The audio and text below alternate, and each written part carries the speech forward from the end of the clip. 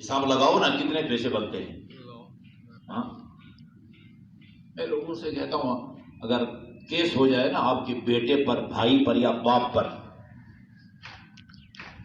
302 ہوتا ہے نا قتل کا کیس، 302 دفعہ لگ جائے، عمر قید کا خطرہ ہو، پھانسی کا خطرہ ہو، کتنے پیسے لگائیں گے اور اس کو بچائیں گے آپ؟ جو ہے وہ لگاؤں گا، مزید قرض لوں گا اور اپنے عزیز کو عمر قید ہونے سے یا پھانسی سے بچاؤں گا. جہنم سے بچانے کے لیے جتنا پیسہ آپ کو لگانا پڑے دریغ نہ کریں. اور یہ سزائے موت تو جہنم کے ایک دن کی سزا کے مقابلے میں کچھ بھی نہیں ہے. لوگ ویسے ہی یہاں دنیا میں اب وہ تنگ آ کے خودکشی کرتے ہیں. کوئی کیا چیز ہے سزائے موت؟ ادھر کی وہ ہاں ادھر کی آپ. یہ قدرت کی مہربانی ہے کہ ہم اپنے مرحومین کو ان کے ذمے واجب الادا حقوق اللہ اور حقوق الناس کو ادا کر کے ہلکی پھلکی سزا سے بھی بچا سکتے ہیں، جہنم کی آگ سے بھی بچا سکتے ہیں. لہذا اور وہ ہمارے مرحومین مکمل اس وقت بے بس ہیں، بے سہارا ہیں، کچھ بھی نہیں کر سکتے، کچھ بھی نہیں کر سکتے. وہ اپنے لواحقین اور پسماندگان کے رحم میں کرم پر ہیں. ایک حساب کتاب کریں، کوئی ان کے دل میں کوئی حق اللہ تو نہیں تھا، کوئی حق الناس تو نہیں تھا،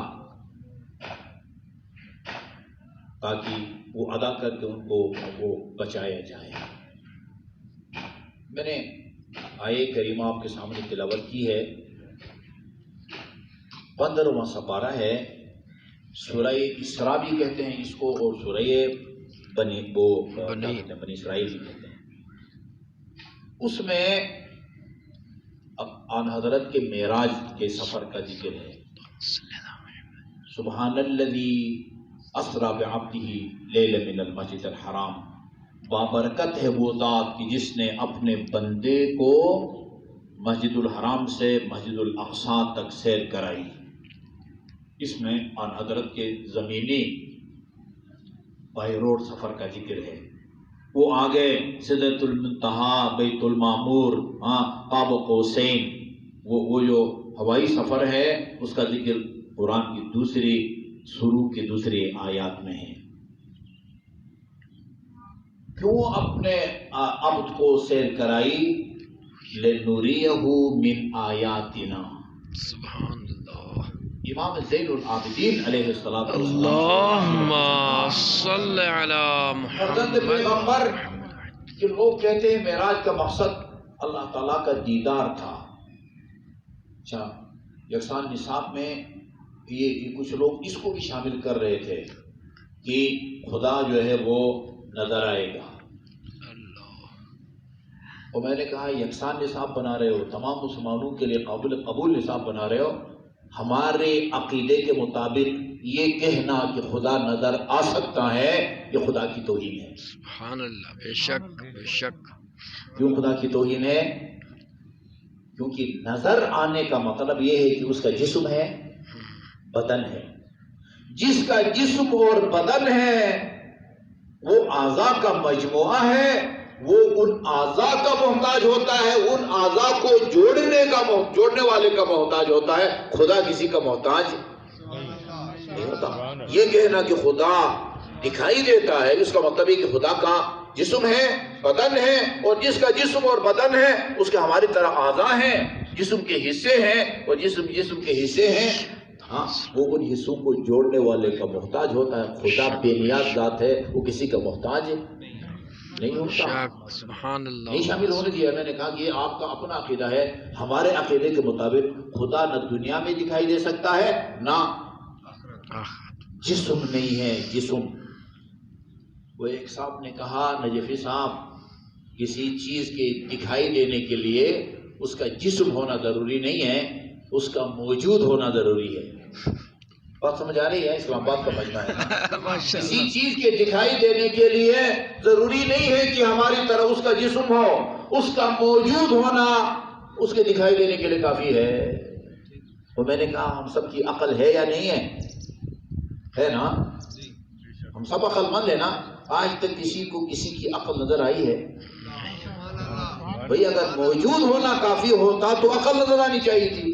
اچھا بھائی جو خدا کا منکر ہے وہ تو صرف قابل مشاہدہ چیزوں کو مانتا ہے نا، وہ خدا کے منکر کے نزدیک روح نہیں ہے. روح نہیں ہے جو ہے انسان کا گوشت پوست ہڈی شریانے خلیے وغیرہ وغیرہ، ان سے انسان بنا ہے، وہ روح کے قائل نہیں ہے. لیکن ہر مسلمان روح کا قائل ہے نا، روح کا قائل ہے.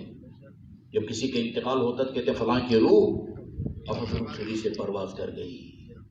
وہ آپ کے سامنے وہ آخری ہچکی لے کے ہسپتال میں یا گھر کے اندر دم توڑتا ہے، آپ کو اس کے ناک کے راستے، آنکھوں کے راستے، منہ کے راستے کوئی روح نیلی پیلی آپ کو نظر آئی ہے؟ ڈاکٹروں کو آپریشن کے دوران کوئی روح نظر آئی ہے؟ پوسٹ مارٹم کے دوران کوئی روح نظر آئی ہے؟ اگر موجود ہونا کافی ہوتا تو اس کو دکھائی دینا ہونا چاہیے تھا. دکھائی دینے کے لیے جسم کا ہونا ضروری ہے. وہ جسم آپ کی حد نگاہ سے دور بھی نہ ہو، بہت زیادہ قریب بھی نہ ہو. یہ میری نظر ٹھیک ہے، اس وقت مجھے میری ہتھیلی نظر نہیں آتی. زیادہ دور بھی نہیں ہونی چاہیے، زیادہ قریب بھی نہیں ہونی چاہیے. بہت صاف ستھرا بھی نہیں ہونا چاہیے، شفاف بھی نہیں ہونی چاہیے. یہ اینک اگر صاف ستھری ہو نا، تازہ تازہ بنوائی ہو، اس کے اوپر کوئی خراش بھی نہیں ہے، داغ دھبا بھی نہیں ہے، یہ شیشہ آپ کو نظر نہیں آئے گا، ہے نا. اسی لیے بعض جگہوں پر آ گئے شیشے کا گیٹ ہوتا تو بعد میں جا کے ٹکرا جاتا ہے، اس کو ادھر سرخ درد کا نشان لگایا جاتا ہے تاکہ آپ کو پتہ چلے کہ یہ شیشہ ہے، کہیں سر نہ آپ کا ٹکرائے. صاف اور شفاف بھی نہیں ہونے، آپ کے مقابل میں ہونا چاہیے، اور پیچھے ہو تو بھی نظر نہیں آتا. ٹھیک ہے جی. جتنی بھی کسی چیز کے دکھائی دینے کی شرائط ہیں ان میں سے ایک شرط بھی خدا میں نہیں ہے. موجود ہونا کافی نہیں ہے. شکر ہے وہ قرآن پر جو کام ہوا ہے ادھر قرآن کے ترجمے میں یہ لکھ دیا گیا، میں نے لکھوا دیا ہے. شیعہ عقیدے کے مطابق خدا کا دنیا میں بھی اور آخرت میں بھی دکھائی دینا محال ہے.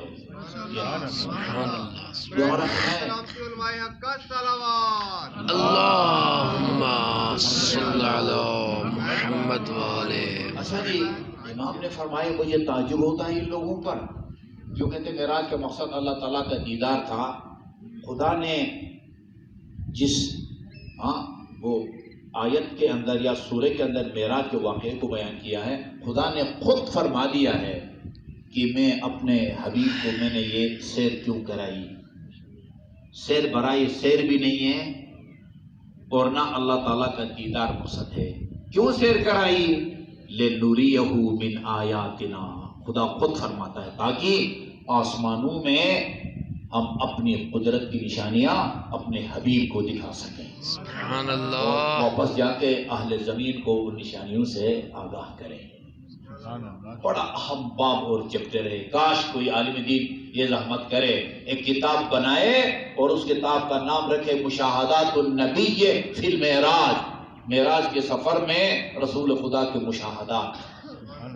یہ معراج کا واقعہ بہت غیر معمولی ہے. امام جعفر صادق علیہ السلام نے فرمایا لیس منا من انکر المعراج، جو ہمارے جد کے معراج کا انکار کرے اس کا ہم سے کوئی تعلق نہیں ہے. اس کو اتنی اہمیت ملی ہے، معراج کو اہمیت ملی ہے معراج کے مشاہدات کی وجہ سے.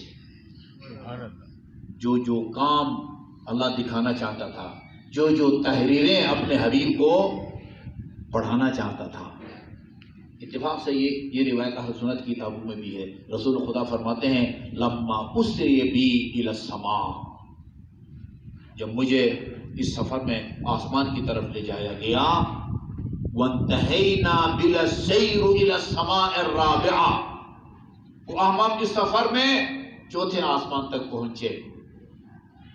رأیت بیتا من یاقوت احمر، چوتھے آسمان پر مجھے سرخ رنگ کے یاقوت کا ایک گھر نظر آیا.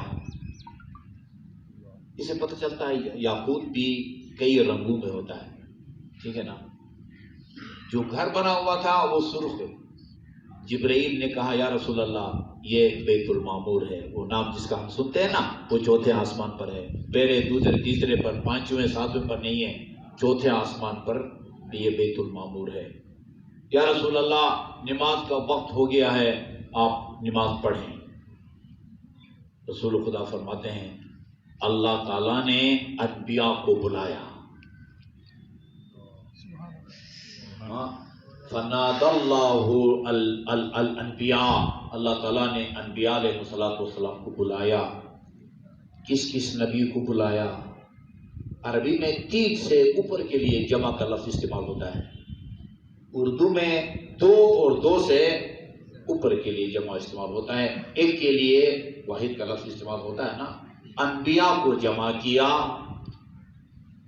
سب کو جمع کیا، کچھ چیدہ کو جمع کیا، خدا بہتر جانتا ہے. یہ جمع کیا اور رسول خدا سے فرمایا آپ ان انبیاء کو نماز پڑھائیں، سبحان اللہ، امامت کے فرائض انجام دیں. رسول خدا فرماتے ہیں جب میں نماز سے فارغ ہوا، نادانی ملک، خدا کی طرف سے ایک فرشتہ آیا اور اس نے مجھ سے کہا یا رسول اللہ یہ انبیاء جنہوں نے ابھی آپ کی اقتداء میں نماز پڑھی ہے سل ہو، آپ ان سے ذرا پوچھیں علام بعثتم قبلی. سبحان اللہ، اللہ تعالیٰ نے مجھ سے پہلے جو تم کو لوگوں کی ہدایت کے لیے بھیجا ہے ایسی غیر مشروط طور پر بھیجا ہے یا سیاسی زبان میں کوئی ڈیل ہوئی ہے؟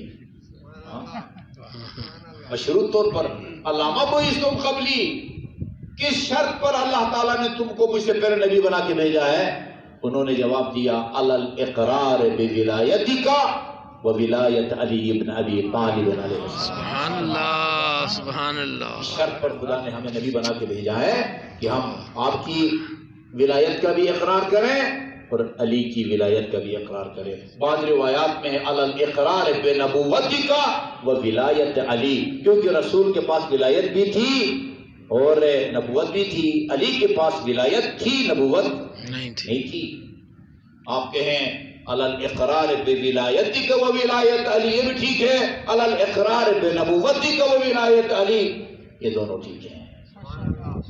یہ رسول خدا کو اس لیے لے گیا تھا اللہ تعالیٰ تاکہ وہ اس طرح کی چیزیں سامنے آ جائیں اور آپ لوگوں کو بتائیں بھئی اللہ تعالیٰ نے نبیوں کو جس شرط کی بنیاد پر بھیجا ہے جی وہ یہ ہے نبی ان حضرت کی ولایت کا جب تک اقرار نہیں کرے اس کو نبوت اگر نہیں ملتی، آپ اس کی نبوت کا انکار کر کے جنت کا انتظار کر رہے ہیں، ایسا نہیں ہوتا. لکھا ہوا ہونا چاہیے جنت کے دروازے پر ہاں علی کی امامت کے منکر کا داخلہ سخت منع ہے. ٹھیک ہے جی.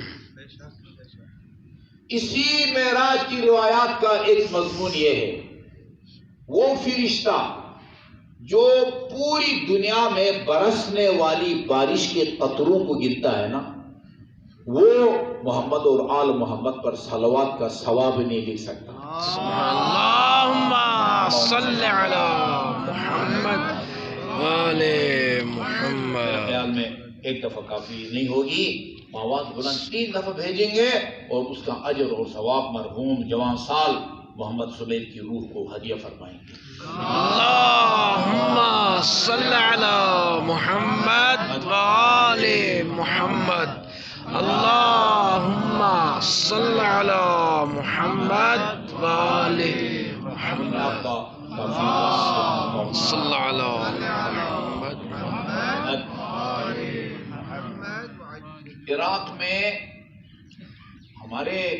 ہم تمام انبیاء کو وسیلہ بناتے ہیں، نیک بندوں کو بھی وسیلہ بناتے ہیں. نیک صحیفہ سجادیہ میں امام زین العابدین علیہ السلام نے اولیاء اللہم اسألک بحق هذا الشہر، امام زین العابدین رمضان